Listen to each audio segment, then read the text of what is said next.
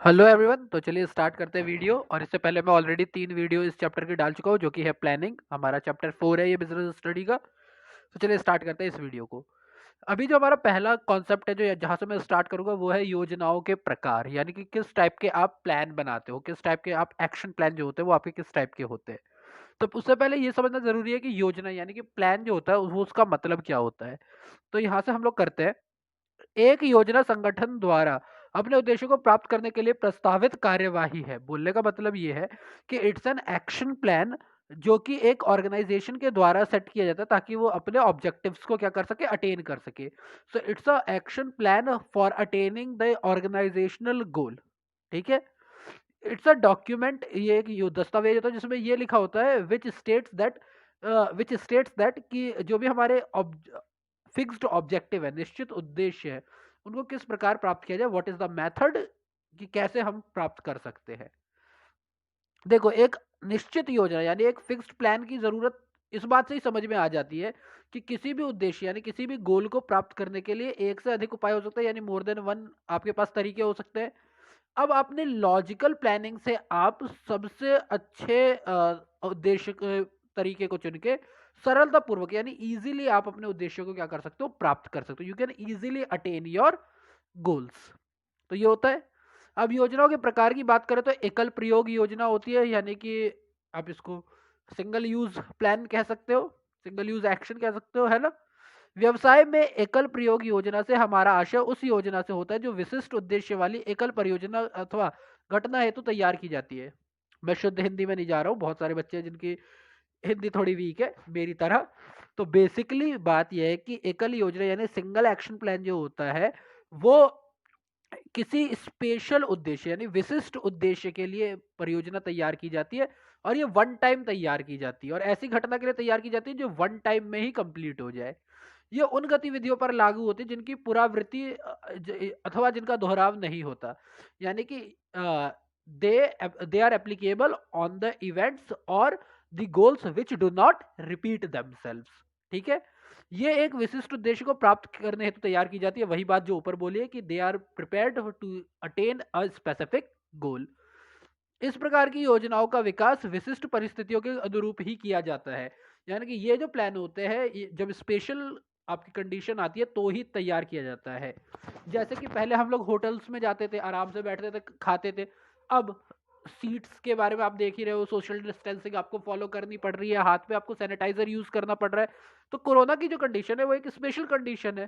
तो इस वक्त जो एक्शन प्लान तैयार किया गया है वो एक स्पेशल एक्शन प्लान तैयार किया गया है। जैसे आजकल आप लोग वर्ड सुन ही रहे होगे कि गवर्नमेंट जो है टीके को लेकर के, कि जो भी हमारा वैक्सीन आएगी उसके लिए एक एक्शन प्लान तैयार कर रही है। तो वो सिंगल यूज प्लान तो है। ठीक है। आगे पढ़ते हैं। एक एकल प्रयोग योजना की अवधि जो होती है विचारतार्थ परियोजना अथवा कार्य पर निर्भर करती है। यानी इट डिपेंड्स कि भैया काम कितना लंबा चौड़ा होने वाला है, काम के हिसाब से ये होती है। जो कि एक दिन से लेकर के कई माह तक भी हो सकती है। जैसे एक दिन की सिंगल यूज वाली हो सकती है।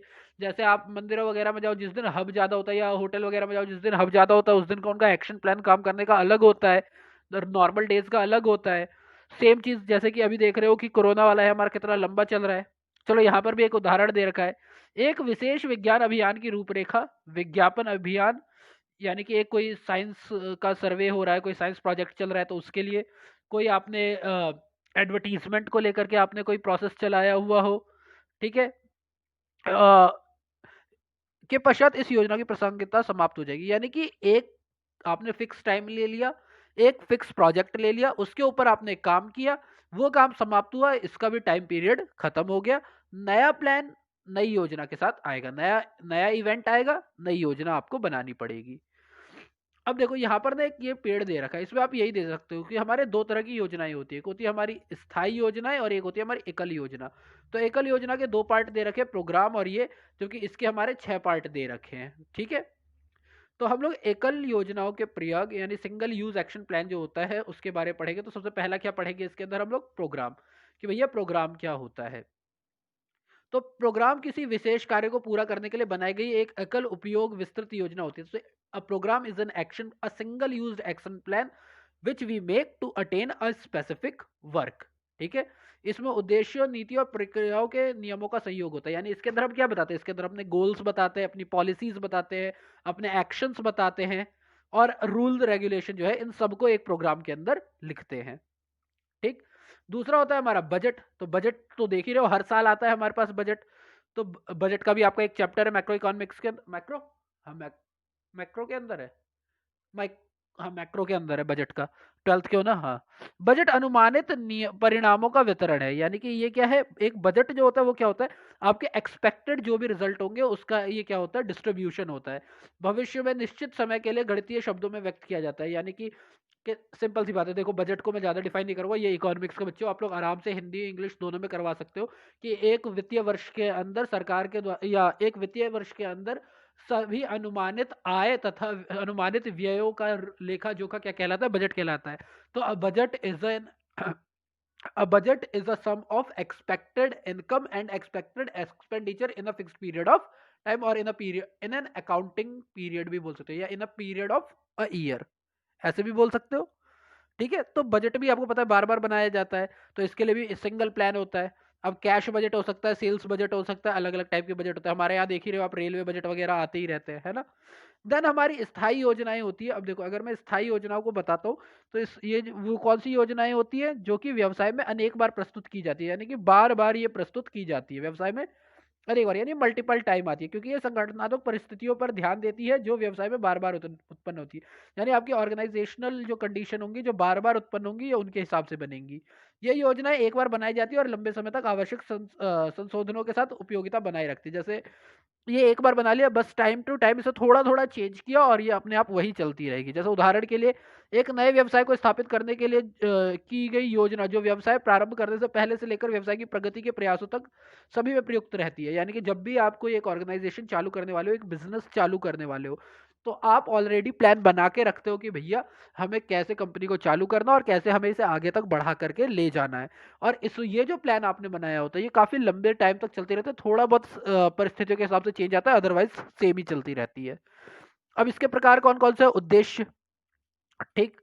तो उद्देश्य से अभिप्राय उन अंतिम बिंदुओं से होता है जिसे प्राप्त करने के लिए संगठन प्रयत्नशील होता है। यानी उद्देश्य क्या होता है, यानी objectives are our end point, जिसके लिए हमारा जो ऑर्गेनाइजेशन होता है वो हमेशा तैयार रहता है। उद्देश्य प्रबंधन गंतव्य स्थान है, यानी your objective is the destination of your management, जहां उसे भविष्य में पहुंचना है ना। अब जैसे क्या बोला हुआ है, नियोजन के अंतर्गत सर्वप्रथम तो किसी भी प्लानिंग के अंदर सबसे पहले हम लोग क्या लेकर के आते हैं, ऑब्जेक्टिव्स को लेकर आते हैं। जैसे बिक्री को 10% बढ़ाना है, निवेश को 20% बढ़ाना है। उद्देश्य स्पष्ट होने चाहिए और तथा उसको मापने के लिए, यानी ऑब्जेक्टिव क्लियर होने चाहिए और एक स्टैंडर्ड सेट होने चाहिए।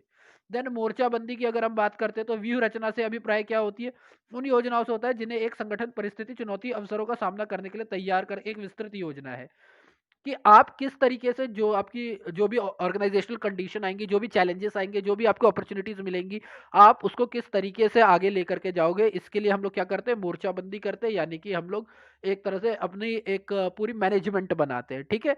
इसके अलग अलग आयाम होते हैं, जैसे लॉन्ग टर्म गोल्स होते हैं, एक निश्चित कार्य को करने के लिए तरीका अपनाना, यानी एक फिक्स मेथड होता है। उद्देश्य प्राप्ति के लिए संसाधनों का आवंटन, यानी कि जैसे जैसे आपका इन्वायरमेंट चेंज होता है वैसे वैसे आप अपने रिसोर्सेज को एलोकेट करते हो डिफरेंट टाइप पे। ये सारी चीजें इसके अंदर आती है। इसे हम लोग जैसे कार्य नीति या व्यूह रचना भी कहते हैं, तो इसे हम लोग एक्शन प्लान भी कहते हैं, जैसे विपणन व्यूह रचना। नीति बताएंगे तो नीति भी आपको बार बार बनानी होती है, ये भी एक स्थायी नीति सामान्य दिशा निर्देश कथन होते हैं। यानी कि ये क्या होता है, ये सिंपल डायरेक्शन होते हैं जो कि उद्देश्य की प्राप्ति के लिए, यानी ऑब्जेक्टिव्स को प्राप्त करने के लिए बनाए जाते हैं, निर्णयों की एक रूपता लाते हैं। नीतियां संस्था में कार्यरत प्रबंधकों को दिशा निर्देश प्रदान करती है, यानी कि it provides the direction to the managers. ठीक है। ये अपेक्षाकृत लचीली होती है। इट इज लचीली को क्या बोलते हैं हम लोग, अरे देखो मैं यहाँ पर भूल गया, लचीले का आप लोगों को, अरे आप लोग इकोनॉमिक्स वाले, इलास्टिसिटी, ये इलास्टिक होती है। इसमें आवश्यकता पड़ने पर परिवर्तन किया जा सकता है, यानी दे कैन बी चेंज। कार्यविधि की बात करते हैं, तो जो भी आपके काम करने का तरीका है वो चेंज होता है। एक वैसे निश्चित क्रम होता है, वो स्थायी होता है, काम करने का तरीका एक निश्चित होता है और हर बार हम इसी के हिसाब से काम करते हैं। जैसे कर्मचारियों के चयन के लिए जो अपनाई जाती है प्रक्रिया वो सेम ही रहती है। नियम वे विशिष्ट कथन होते हैं, कोई भी रूल रेगुलेशन जो होते हैं वो स्पेसिफिक स्टेटमेंट होते हैं जो कि ये बताते हैं कि स्पेशल कंडीशन में आप किस तरीके से क्या करना चाहिए और कैसे करना चाहिए। ठीक है। नियम निश्चित एवं कठोर होते हैं, यानी कि दे आर रिजिड, और इनके द्वारा संस्था में अनुशासन सुनिश्चित किया जाता है, यानी they are the method by which we can create discipline. Okay. और एक हमारा होता है प्रणाली या तरीका। तो प्रणाली किसी कार्य को करने का मान्य तरीका होता है, यानी एक स्टैंडर्ड तरीका होता है। किसी कार्य को करने के कई तरीके हो सकते हैं, यानी मल्टीपल ऑप्शन हो सकते हैं, लेकिन केवल वही तरीका अपनाना चाहिए जिसमें लागत न्यूनतम आए, यानी कि हम हमेशा वही टेक्निक अपनाएंगे, वही वे अपनाएंगे जिसमें हमारी कॉस्ट मिनिमम आए। प्रणाली लोचशील होती है, दे आर ऑल्सो इलास्टिक। जैसे किसी संस्था में कर्मचारियों को प्रशिक्षित करने के कई तरीके हो सकते हैं, कि भैया कई तरीके से हम लोग क्या कर सकते हैं, उन्हें ट्रेनिंग दे सकते हैं। प्रशिक्षित हो यानी ट्रेनिंग हो गई, प्रकोष्ठशाला प्रणाली हो गई, यानी कि आपको रिसर्च वगैरह हो गया, है ना। तो आज के लिए हम लोग यहाँ पे रखते हैं। अब अगला जो वीडियो होगा वो इस चैप्टर के लिए लास्ट होगा, क्योंकि उसके अंदर हम लोग अकल और स्थाई के बीच में अंतर करेंगे और कुछ और अंतरों को पढ़ेंगे, एंड देन वो लास्ट वीडियो होगा इस चैप्टर का। सो आई होप आपको वीडियो थोड़ा लंबा हो गया मानता हूँ, पर समझ में आया होगा और हेल्पफुल होगा। So yes, thank you for now.